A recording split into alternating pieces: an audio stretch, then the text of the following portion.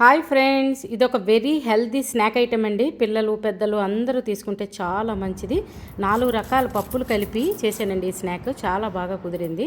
చూడండి, దానికి ఎలా అంటే రాజ్మా ఉంటుంది కదండి, రాజ్మా ఓవర్ నైట్ నానబెట్టాలి. ఎందుకంటే ఇది ఎక్కువసేపు నానితే కానీ రుబ్బడానికి వీలుగా ఉండదు, పచ్చి పచ్చిగా ఉంటుందండి. అందుకని ఓవర్ నైట్ నానబెట్టుకోవాలి. అలాగే శనగలు, పెసలు, పొట్టు మినపప్పు కూడా మనం ఏంటంటే పొట్టు తీయకుండానే అలాగే రుబ్బుకోవాలండి. జస్ట్ కడిగిన తర్వాత ఏదో కొంచెం పోతుంది, అయినా సరే అలాగా అవన్నీ సమానంగా తీసుకోవాలి ఆ పప్పులు. అలాగే బియ్యం ఒక పిరికిడే వేయాలండి, జస్ట్ క్రిస్పీనెస్ కోసం. లోపల మెత్తగా ఉంటుంది, చుట్టూ క్రిస్పీనెస్ కోసం. అలాగే దానికి చూడండి, ఆ నానినవి శుభ్రం చేసుకున్న తర్వాత దాన్ని మనం మిక్సీలోనే రుబ్బుకుంటే బాగుంటుందండి.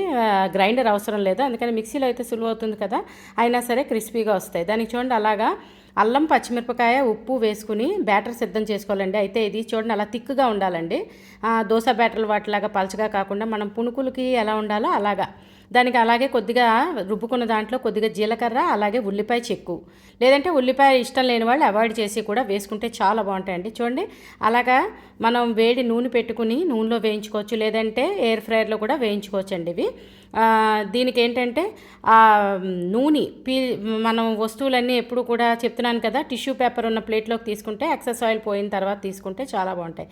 పిల్లలకి మెయిన్ మనం కొనే ఐటమ్స్ కన్నా ఇలా మన ఇంట్లోనే చేసి పెడితే చాలా బాగుంటుందండి. అది కూడా చాలా రకాలు, లైక్ చూడండి 4 టైప్స్ ఆఫ్ డాల్స్ వేసాం కదా, అన్పాలిష్డ్వి. చాలా మంచిదండి మన ఆరోగ్యానికి.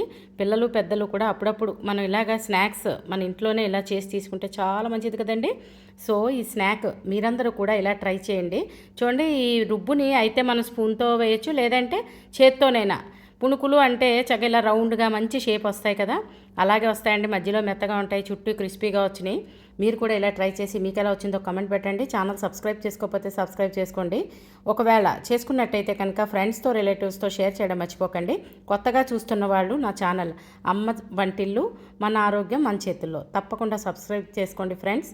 థ్యాంక్స్ ఫర్ వాచింగ్ అమ్మ వంటిల్లు, మన ఆరోగ్యం మన చేతుల్లో.